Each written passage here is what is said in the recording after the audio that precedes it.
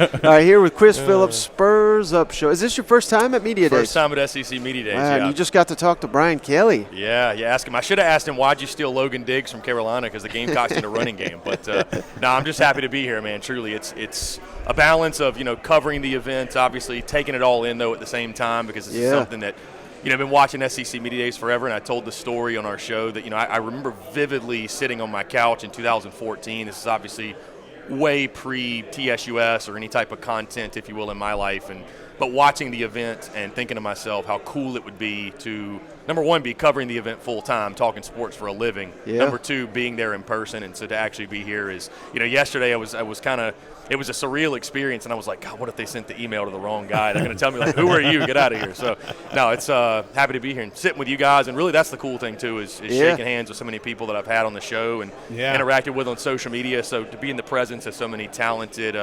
content creators or just people in this space is a really cool thing. So I think that's the biggest one. I was joking with somebody the other day that we should all have our Twitter handles somewhere, because a lot of times folks walk by and Mike's like, hey, you didn't recognize who? And I was like, I have no idea. I'm not good with names and faces. I'm good with Twitter handles. It's like college football Twitter just came. I saw Hennon Hooker, too. I mean, we got the stars are out in Nashville, man. Yeah, he was up here. He was just over here promoting the Bush's Baked Beans. Yeah, right in my backyard. Hey, let's not sell them. They're not paying us. No, No free ads, boys. Yeah. No free ads. What's hell of a chili starter. I'm just throwing that out there in case they are listening. What's your hottest South Carolina take? Hottest South Carolina take. I would have to say it's the L that I picked to Mississippi State in Week 4. That's got to be. I have not caught a great reception from Gamecock fans on that one. But, I look at that game, and number one, I feel like at this point, and Shane Beamer's doing great things, obviously going into his third season, which is pivotal, but do we really put it past South Carolina to potentially lose a game like that? I mean, after losing to Mizzou last year, and I think Mississippi State's a team that I understand the period of transition, and nobody really knows what we're going to get because transitioning from that air raid offense to, more of a balanced attack, running the football, if you will. But I still think Will Rogers is one of the best quarterbacks in the SEC. And, it's one of those things, I mean, you guys know, I think what's interesting when you predict games, you sit down and you say, like an individual game, you look at it differently than where does a game fall in the schedule? Who does a team play after this team? Are they coming off a bye week? What point in the schedule is it, et cetera? So, new offensive coordinator, they're figuring things out early. So I look at that game, South Carolina coming off the beatdown at Georgia, which is probably coming. I don't think that's a hot take. Right. Going to be a tough game, physical game. Gamecocks will come home. That one, to me, just got the noon game written all over, and I think Mississippi State is a team. I think weird things are going to happen with the Bulldogs this year with the spirit of the Pirate living on. I would not be surprised if State pulls an upset or two. I mean, I've got the Gamecocks at 7-5. I do have that Mississippi State game as an L, and I've got Carolina doing what they've done under Beamer, which is starting out sort of slowish, if you will, and then catching fire late in the season. I've got them beating Mizzou, beating Kentucky, but that Mississippi State game is not one that sat well with folks. But I think the Gamecocks have real issues on the line of scrimmage, man, and I view Mississippi State similar to North Carolina, but better on the lines of scrimmage. Yeah. I know State still lost a lot, but UNC's not going to have the bodies to expose them up front. I think State could have those bodies. And I think people are going to look at Georgia as sort of a measuring stick game, and you're going to find out where your deficiencies are, where you still have a long way to go. But I think State's more kind of that game as far as, okay, this is kind of where we are, a team, SEC team on our level. How do we stack up? So, again, short answer, picking an L to Mississippi State has not sat well with the Gamecock fan base. That Tennessee game last year, how high does that rate on the greatest nights of your life? Hey, you really want to bring that up? Talk about that? I know I listened to Cousin Shane. There it is. There's the signature. He needs to pop one now. Because I know you guys have brought up, you get reminded about it pretty much every single day. And it's funny, I actually had a guy over from Channel Tennessee on, we're doing our SEC team previews, and, I asked him how many times you heard about it. He's like, I've had to mute more people than you could imagine on the Twitter app. But, no, being there in that building, I mean, you guys know, I picked Tennessee to win that game 59-13. Everybody I gave the Gamecocks no chance, and, I had to eat it the following week. And like you said, nobody gave South Carolina any sort of chance after that Florida game. And, witnessing it in person, I was like, okay, at some point Tennessee's going to get it going. They're going to make a late comeback, and it never happened. And Spencer Rattler, I put that right up there with the greatest performances in school history. Obviously, what Stephen Garcia did against Alabama in 2010, but that was, I think Spencer Rattler would have probably beaten anybody in college football that night. So storming the field was the really, really cool part. I've got a piece of the Willie B. Hedges in the studio actually framed. That's so. Cool. It's one of those really cool things. I just think to myself, when are we going to storm the field again? Because Greg Sankey talking about the fines, and I was wondering when he was talking about that, should I start booing right after the – that'd be a great SEC Media Days debut. But no, for me, it's up there at the top for sure. I mean, it's one of the top 2 or 3, I'd say, experiences I've ever had, as a South Carolina fan inside Williams-Brice. I want to piggyback off that, because not only did you end well with Tennessee and Clemson, more importantly, but what does that do for expectations going into this season? Because I'm telling you right now, man, I've talked to a lot of Gamecock fans, and if it's like short of 10 wins, they're going to be pissed off. So I'm just kind of curious, your perspective, where should those expectations be, and should we tamper those a little bit, or should we embrace that we're here now? I think if South Carolina can get back to 8 wins under Shane Beamer in year 3, I think that would be a massive success. And I think what that would do and why it's so pivotal is it would set that as sort of the new benchmark. I mean, we all know South Carolina historically has been a 5-7, 6-6 program. They just kind of floated or waddled around in mediocrity. You go 8-4 again this year and show that what you did last year wasn't any sort of fluke the last 2 games, because that's what's going to happen, right? If you start out slow or you play poor, people are going to say that was a fluke, right? Especially Tennessee fans. But anyways, if you can get back to that 8-win mark and certainly exceed that, I think you're setting sort of that new bar at South Carolina. And I'm not saying, because I've picked 7-5, I don't think that would be a failure. I look at this team, very similarly to last year in regards to, I think you're probably a little bit better offensively. I think you could potentially take a step back defensively. I love the addition of Travion Robertson at the D-line coach spot, but I just got to see the run game stop somebody before I say they're going to make some huge leap. So, I think expectations, it's interesting. I feel like the hype train for South Carolina since January is actually somewhat lost a little bit of steam, fresh off that season, winning 8 games, even with the bowl loss in Notre Dame. You had people, my way too early expectations or predictions. I had 9-3 back in January. Yeah. And then I think it's like as we get closer, the warts start to become more obvious, the question marks start to become greater. Yeah. And the closer you are to the program, obviously, of all the question marks and deficiencies or potential deficiencies. Yeah. So, I think expecting this team to get back to 8 wins is fair. Because I think at some point, obviously, you've just got to overcome all the doubt. You got to break through. And I said that last year, too. At some point, you can't just keep saying, okay, well, you should lose this one. You got to win some games you shouldn't. And I think that's the factor Shane Beamer has brought in, that, they love being the underdog. I mean, Tennessee, Clemson, nobody gave him a shot. You look throughout his tenure, they did the same thing to Auburn, to Florida, to North Carolina, and the Duke's Mayo Bowl in his first year. So all they've done in his first 2 years is overachieve, and they'll look to do the same. But I think setting the expectations at 8 is fair. Yeah. Guys, I think anything beyond that is probably asking a little bit too much. And you can't afford a slow start. So, you got North Carolina week 1. How important is that game? It's a pivotal game. Yeah. And it's a tale of 2 teams, because North Carolina lost their last 4 in a row. Yeah. South Carolina, the way they finished the season, even with the Gator Bowl loss, whatever, it is what it is. But the way the Gamecocks finished versus the way UNC finished, very different. And, again, we just had Andrew Jones, a Tar Heel Illustrator, on the show, and he talked about the importance for them, too. So a lot of people want to label it the most important game of the season for South Carolina. I wouldn't go that far, because we've just seen the Gamecocks under Shane Beamer. One of the traits of a well-coached football team is they get better as the season goes on, and they've done that, right? Yeah. So I think South Carolina, even if they lose to UNC, they could steal one. Maybe in Knoxville? No, they could steal. they could steal one late in the season again, like a Mizzou, a Kentucky, maybe a Clemson again, right? And get back to the 7 or 8 win range. But I think if you're going to, meet the expectations of Gamecock fans, get to that 8-win spot, you probably do need to beat North Carolina, because I don't think it's going to be a good sign moving forward. The competition obviously only gets stiffer, but it'll be a great test for South Carolina. I've talked about it. I'm already picking the Gamecocks to win that game, because I don't think UNC has those bodies in the line of scrimmage to necessarily expose them. But you got 2 brand new corners, too. Right. And Drake May, if there's not a pass rush, he's going to pick you and everybody else apart. So it's a huge game, no doubt. I think a tone setter for both programs. Do you think that's the biggest challenge for Beamer and company is consistency? Because they snapped so many streaks. They basically snapped them all short of Georgia, and no one's beaten Georgia. Right. So, he's got to beat Clemson again, A&M, Tennessee, Kentucky, Florida. He's beaten all these teams.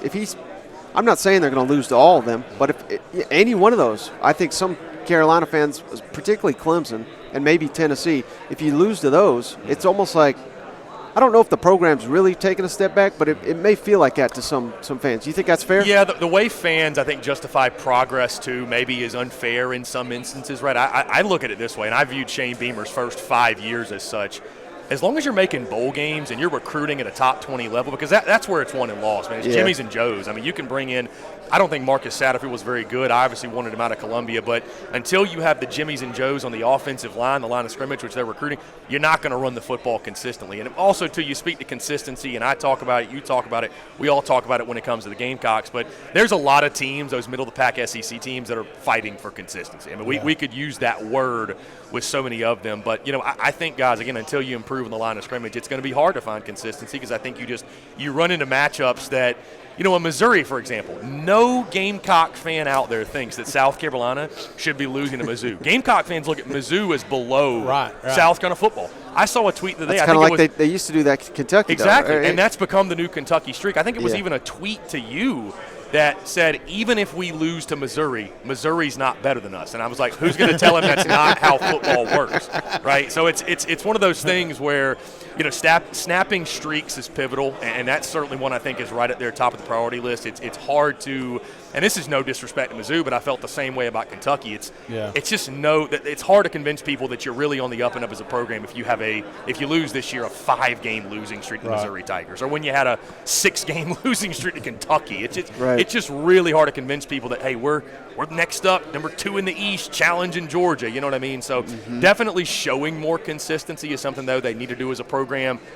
Defensively stopping the run, offensively run the football. But Spencer Rattler, which you guys have talked about a lot, I know you caught some flack for having him, 9th in your postseason rankings, which it is funny, by the way, to both of you that people, it's funny to watch people on Twitter or on social media that don't read the fine print, that you guys are doing a podcast like we're doing this from this team's perspective, win, toss, loss, and then they go different, or you're doing the quarterback rankings, but they don't realize for win, and it's like people just lose their minds. It's kind of funny to watch people eat themselves alive like that. I told Mike I could not wait for that segment to be over with, so I didn't have to explain it anymore. But it was awesome, seriously. And as a fan perspective, when we did South Carolina, I think you got some great pieces, man. I like this Knox kid. I love Wells. I think Juice is one player that's not getting the recognition he deserves.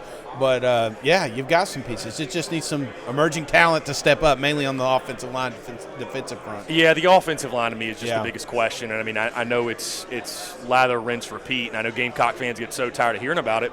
And Shane Beamer, give them all the credit in the world. They're doing everything they can to address that in recruiting. But when you lose Jalen Nichols in the spring game, which was just devastating to see, and he's going to be out minimum the majority of the season. So, can you rely on the transfers like Nick Gargiulo from Yale, Jackson Hughes from Charlotte, the Mercer transfer whose name escapes me, and then a bunch of guys who, have played for you, but, again, this is returning from an offensive line last year that ranked outside the top 100 in rushing offense. So, for me, guys, there's a lot of reasons, and I think Dowell Loggins, if South Carolina is able to get it going early, which, by the way, you think to yourself, new OC, there's a grace period. Right. Absolutely not. No, I think people are expecting right out the jump, you play a porous North Carolina defense, I think you have to score 30-plus to win the game.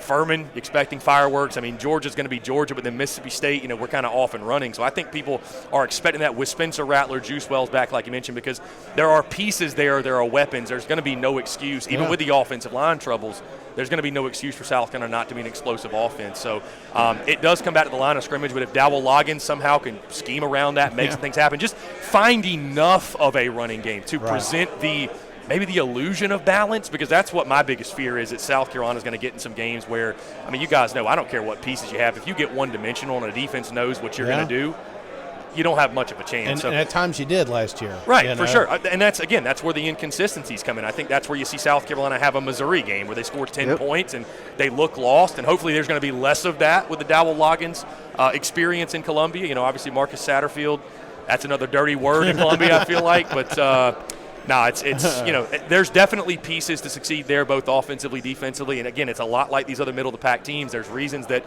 you could say South Carolina could be the breakout team and go 9-3, and there's a lot of reasons you could say they could go 6-6. So I mean, it's kind of like, what do we get? Well, and I think with Loggins, we're not reinventing the wheel here. Right. We just need to build off what was working last year, and I think Beamer said that a few times. So I think. What's your honest thoughts on that on that hire and everything? I mean, is it wait and see? I mean, because I think.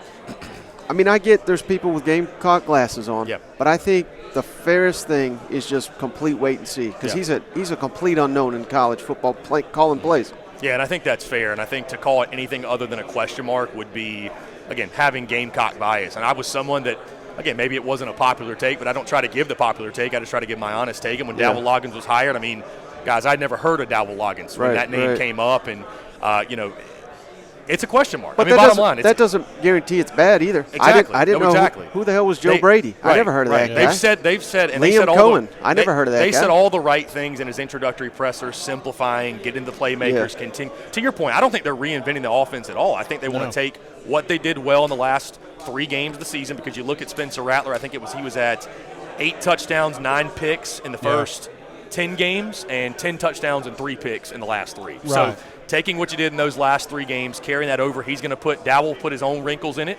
They're going to, obviously, as a staff, put new wrinkles in it going in the season, but making things easy and simple for Spencer Rattler, Juice Wells, the playmakers on this football team, to simply go out and make big plays. But, again, to answer your question, I mean, I think it's a question mark. I do. I think it's you've got to trust Shane Beamer if you're a Gamecock fan. To call it anything other than a roll of the dice, I think is just, again, unfair. This is a guy that we got to give both sides of the story. He was named the worst play caller in the NFL. The NFL's not college, but this is a guy that's never called a play at the collegiate level, not just Power 5, not just SEC, but collegiate level. My biggest thing, Mike, is this.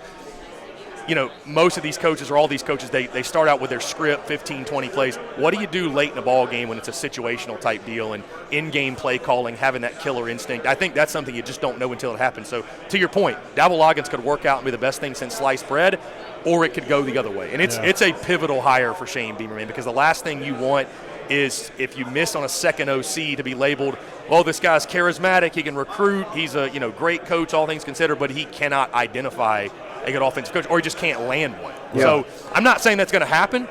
I think nobody can be worse than Marcus Satterfield, but just how much of an upgrade is he, we shall see. Yeah. Well, let's sit here and say Spencer Rattler is first team All-SEC at the end of the season. What has happened to get that done? And if I'm guaranteeing you that happens, what will South Carolina's record be? What will have to happen to get that done is the offensive line will just have to step up and give him time to throw. Also, they don't have to be an elite running game. Just, I'd say, top 10 in the SEC. I mean, the expectations are low. My expectations for the running game, just finish inside the top 100 nationally. That would be a step forward, obviously. So give him some sort of balance, but also, keep things simple to where he and Juice Wells, Trey Knox, Nicholas Harbor, Amarian Brown, to carry on Jordan at the running back position, can go out, make plays, and flourish. And if he's first team All-SEC, guys, I mean, South Carolina's a 9-3. I mean, they might be a 10-2 team. I mean, truly. So, I think if that were to happen, the offensive line just simply has got to step up, give him time. More of what we saw in the Tennessee and the Clemson games, and much less of what we saw in the 10 games previous. You got one last question, Shane? Because I got one, but I want to save it to last here. I like the perspective, and because we've been singing the same thing, and I really think that for South Carolina to take that next step, that Loggins-Rattler relationship has got to blossom. You were talking about what happens 15, 20 plays, and I think at that point, if you got a quarterback like Rattler, as good as we think Eddie is, how much freedom does he have at the line of scrimmage? So, that's the growth I want to see, because he came back for a reason. He wants to go to the NFL. This is an opportunity for him to prove to the NFL that he's capable of running a team. And that's a great point you make, Cousin Shane, too. This is such a big year. Can you say that again to the camera? Cousin Shane made a great point, by the way. No, I mean, this is a huge year for him personally. And Juice Wells. This is a money year, man. Go out and get the bag. This is it. Put up the numbers, put up the stats. So, I mean, surely there'll be plenty of motivation there. Again, having young guys step up, though, in the offense. Marquis Anderson on the offensive line, maybe a guy you got to just thrust in there and play him immediately. He was a big-time 4-star signee. Nicholas Harbor on the outside, he's sort of an X factor that nobody knows what he can do. I think if he could put up 25 catches, that would be a really, really good freshman year as he sort of gets used to the nuances of the offensive scheme and the wide receiver position specifically. Could DeCarrion Joyner, who's a folk hero already at Columbia, be the emergence at running back? So, again, I always tell people this. There's the garnet glasses way of looking at things, and there's the chicken curse way of looking at things, and then there's right in the middle, which is where we all try to be, obviously. Right. And so there's so many question marks. Some things, they're going to overachieve, underachieve, be right as we expect. So you're just hoping more of these question marks work out in the positive than the negative. Right, absolutely. All right, Chris Phillips, Spurs Up Show. Last question for you. How many points does Tennessee beat South Carolina this year? Well, if you go off my predictions, I think I said 17. I'll tell you guys this, and it's not because I'm trying to make you feel all warm and fuzzy inside. I broke these games down, and it's so funny, by the way, in wins, toss-ups, and losses. And, of course, I throw out the graphic, and I've got like 8 toss-ups for Carolina, and people are like, what a coward. He can't make a prediction. I'm like, the prediction graphic's coming in like 2 hours. Just give it a little bit. So I put Tennessee in that toss-up bucket. And I think after what happened last year, after we were just all so certain and sure there's no way the Gamecocks are beating Tennessee, I felt like it was unfair to put that as a sure L. Of all the toss-ups, that one to me is the one that I think is least likely to be a win for South Carolina. I mean, you guys know it. I've heard you talk. I've seen Tennessee Twitter. If there is one game that I expect Tennessee to show up and play their best, if there is one game that I expect Vol Nation to show up and pack out Neyland Stadium and be loud from probably 60 minutes before kickoff until they're partying down there at Beans down there in downtown Knoxville, it is the South Carolina game. And if that's a night game, God forbid. I just Tennessee probably brings the black jerseys back out. It'll be ghosts of old when Lane Kiffin did it back to them back in the late 2000s. That's right. I mean, listen, I think Tennessee, they're going to have that one circled. I mean, that's a huge game for both programs. They split 1-1 right now. Both programs feel like they're on the up and up. And I feel like if it's something, if South Carolina is able to do the unthinkable, beat Tennessee in Knoxville, maybe Shane Beamer's starting to tout, hey, I've got Josh Heupel's number. But and they don't play again in 2024. They don't play again. That's a very good point. That's a lot of shit talking. Trust me, it's been a long offseason. You know, I can imagine 2 years of it. But again, picking that game, I'd be stunned if the Gamecocks got that W. Just because of, again, that's a game where Tennessee could you argue that Tennessee was overlooking South Carolina? I don't know, but there's no chance that happens this year. No chance. Before you go, Chris, can you tell our audience where to find all your work? Yes, I'm Chris Phillips, the Spurs Up Show on Twitter, Facebook, Instagram, YouTube, TikTok, everywhere else you can find anything. We do a daily live show on YouTube called The Daily Crow, which airs noon to 3, and we do take questions, comments, calls, if you will. So any Tennessee fans checking this out, y'all want to chime in? We have Georgia fans, Texas, you name it, call in, talking smack, but we're just talking ball. And podcast drop daily on iTunes, Spotify, Stitcher, Google Podcasts, wherever you get your podcast. So we're all over at the Spurs Up Show, and Mike and Cousin Shane, I appreciate the opportunity, truly, man. This is awesome. Yeah, glad having you. Thank you. Absolutely. All right, perfect.